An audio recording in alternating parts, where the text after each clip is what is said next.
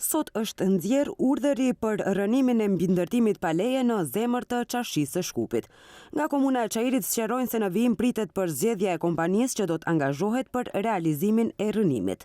Me këtë akt përmbyllet faza administrative e procedurës, ndërsa në vijim do të zhvillohet procedura për realizimin e rënimit të objektit, përmes përzgjidhjes së operatorit ekonomik sipas rregullave të prokurimit publik.